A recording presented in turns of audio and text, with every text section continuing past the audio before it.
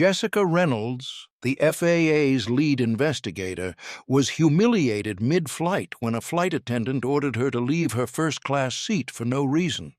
Mark Davidson's biased assumption, rooted in prejudice, turned a routine flight into an act of injustice.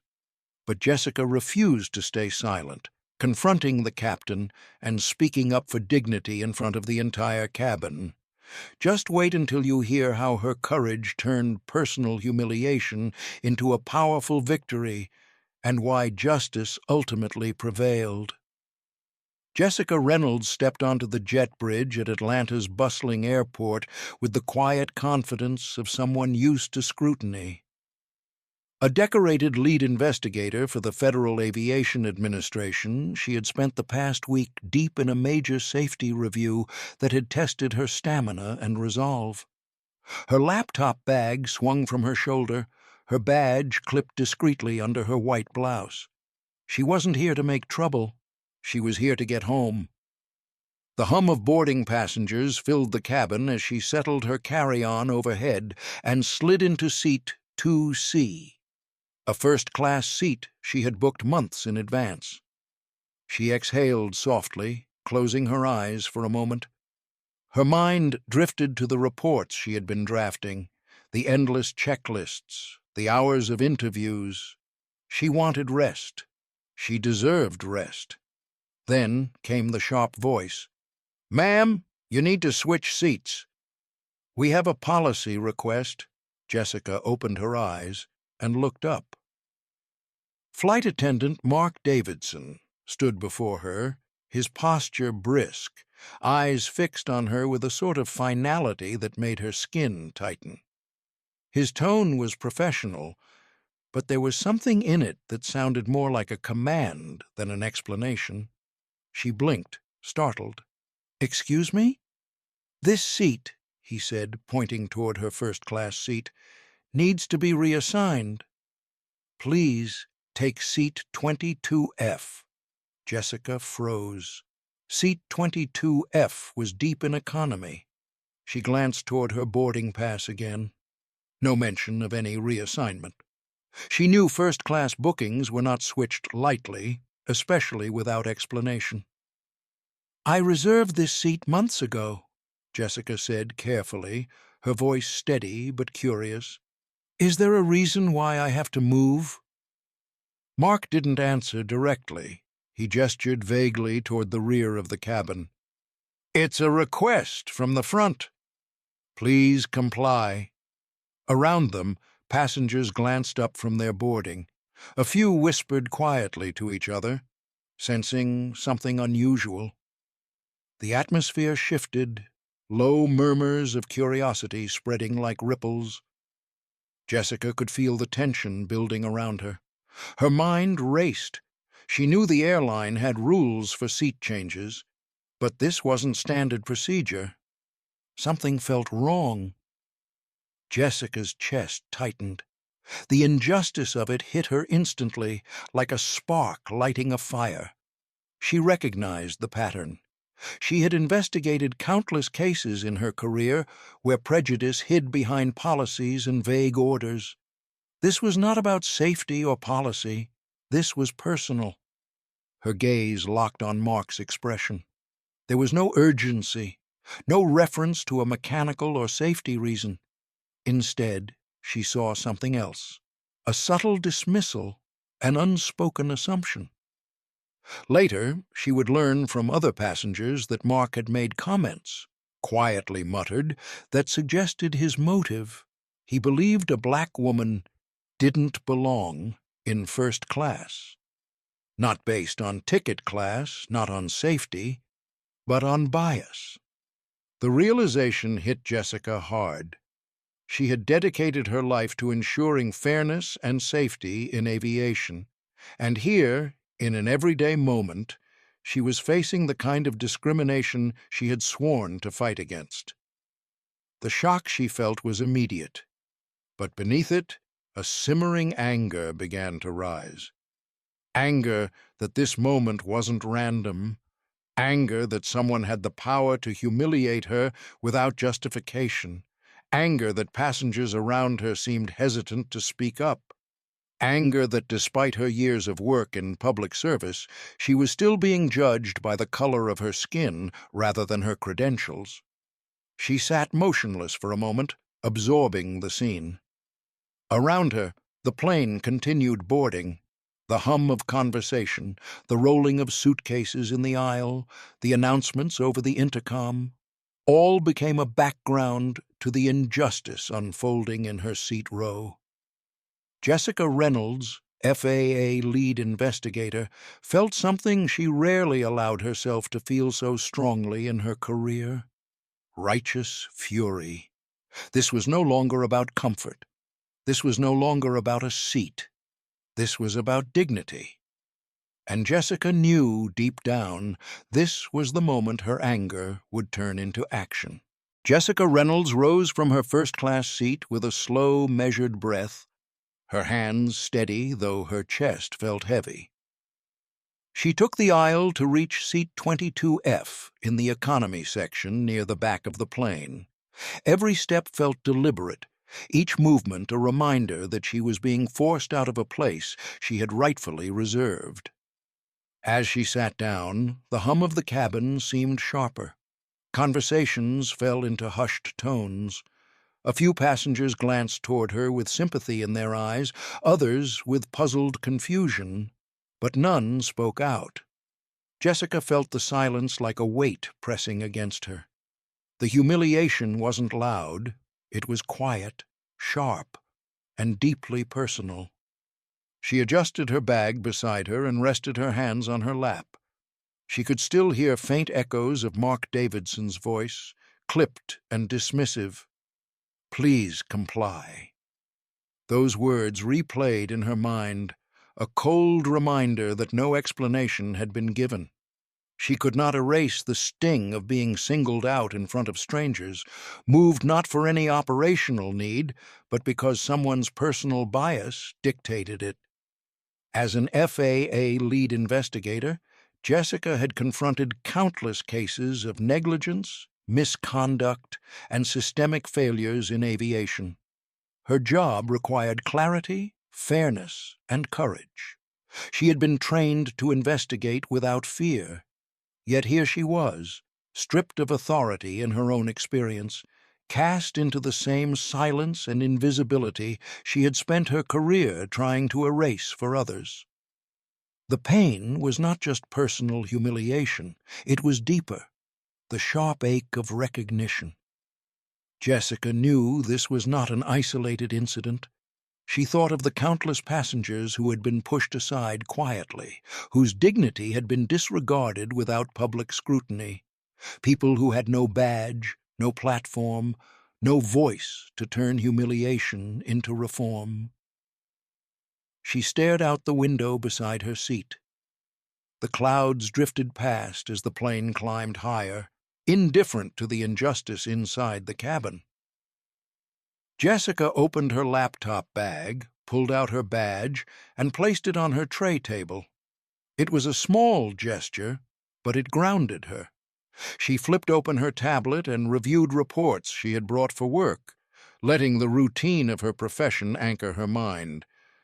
But her thoughts kept returning to the moment just past. She felt the anger still smoldering, now tempered by something heavier, a deep, aching pain that came from knowing how often injustice lived in silence.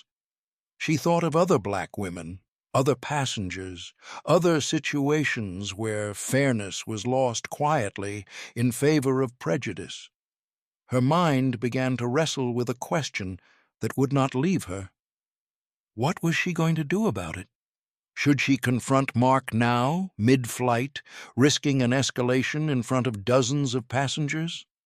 Or should she gather proof first, document everything, and take her case up through the proper channels later? Her instincts told her that both paths carried risk. Her role as FAA investigator meant she could pursue the matter formally. But this moment demanded more than paperwork. The hum of the engines became almost oppressive.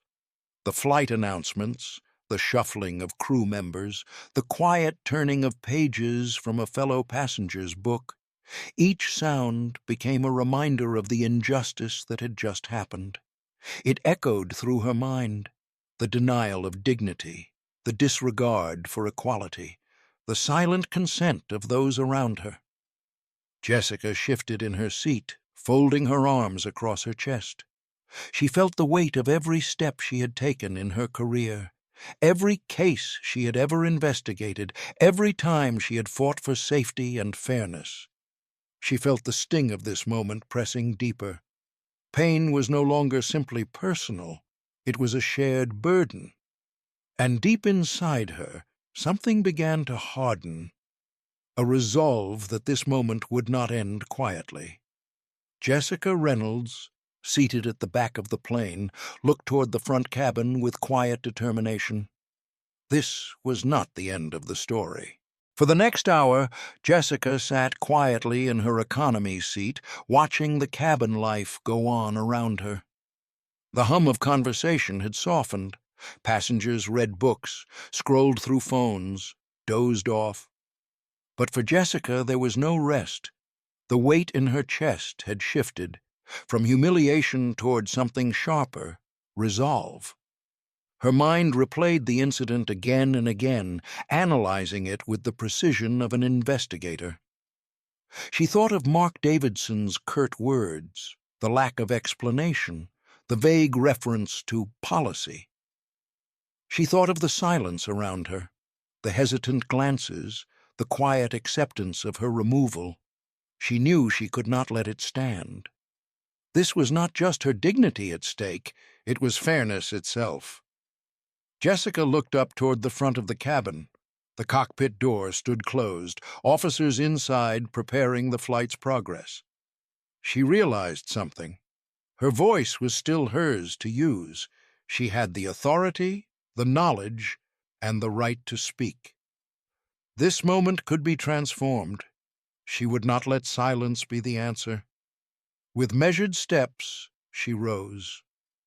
The cabin's low murmur followed her movement, passengers curious, unsure what would happen.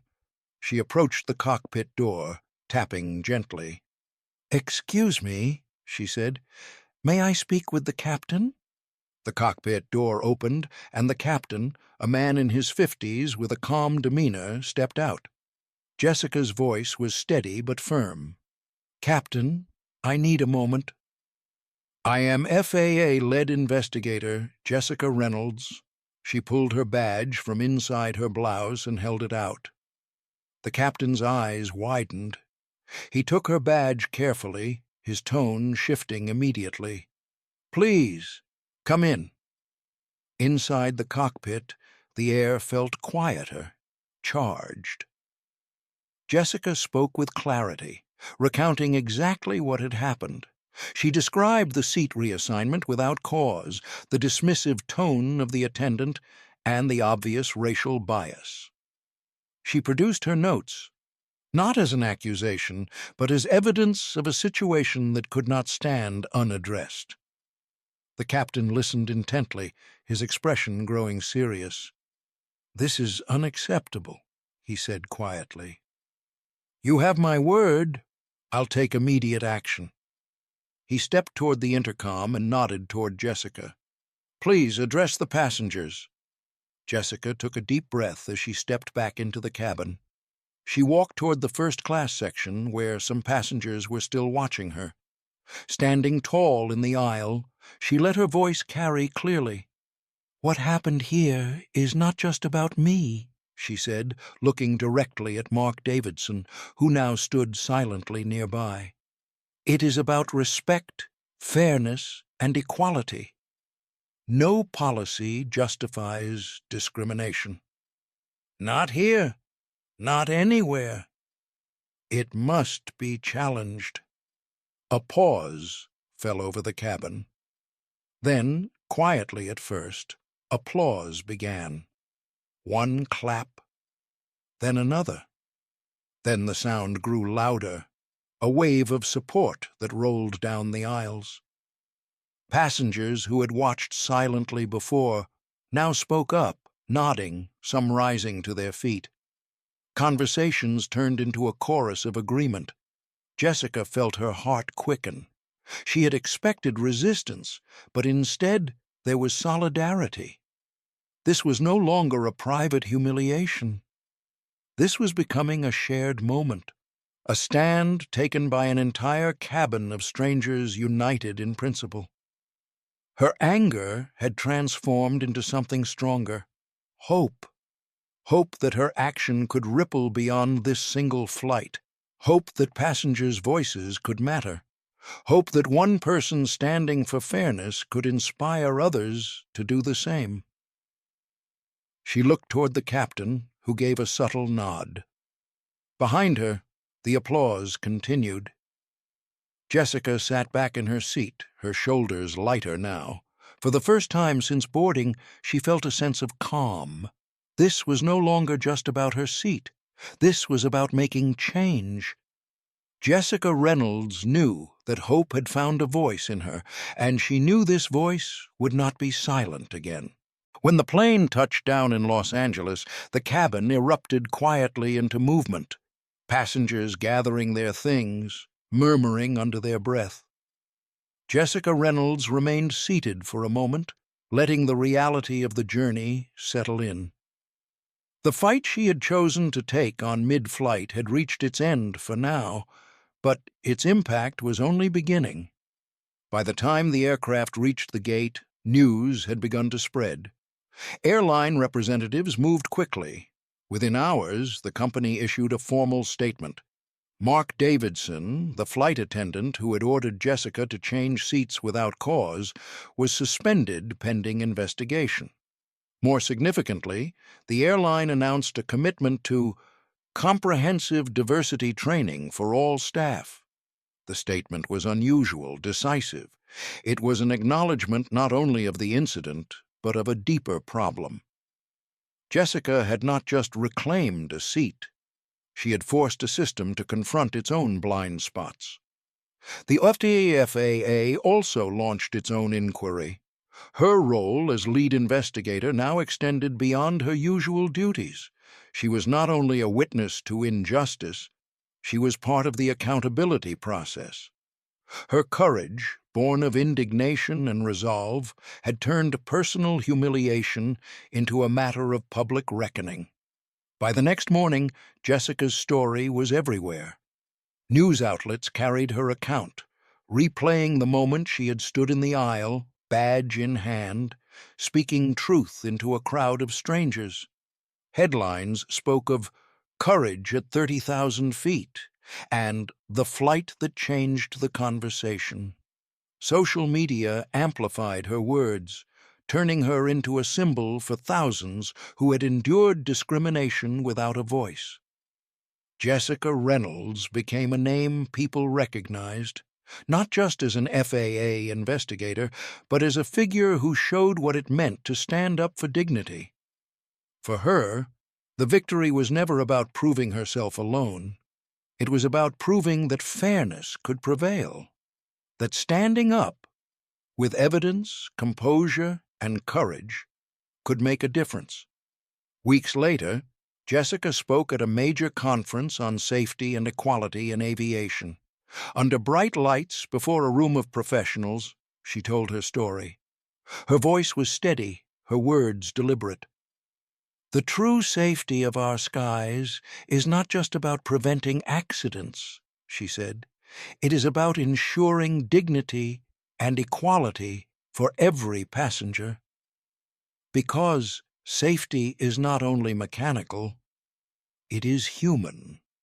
The audience responded with applause, not just for her words, but for what they represented. A commitment to change. She spoke of accountability, of policy reform, and of the need for systems that recognize the humanity of every passenger. She spoke of hope, not the abstract kind, but a hope built on courage and action. Jessica's story spread far beyond aviation circles. On social media, thousands shared her statement. Videos of her speaking at the conference circulated widely. In forums and comment threads, strangers shared their own stories of quiet injustice and expressed solidarity. Jessica Reynolds became more than a passenger. She became inspiration. Her triumph was not simply a personal vindication. It was a challenge issued to an entire industry and to every individual who believed that discrimination could be ignored. Her victory lay in transforming her moment of pain into a moment of change. For Jessica, the flight had become something far greater than a journey from Atlanta to Los Angeles. It was the moment when silence broke, when one voice became many, when injustice was named and confronted. And in the wake of that flight, Jessica Reynolds understood something profound. Courage was not the absence of fear. It was the choice to stand anyway. Her name would remain in headlines, her voice echoing far beyond that day. But more importantly, her story became a spark, a reminder that dignity is worth defending, and that change begins when someone dares to speak,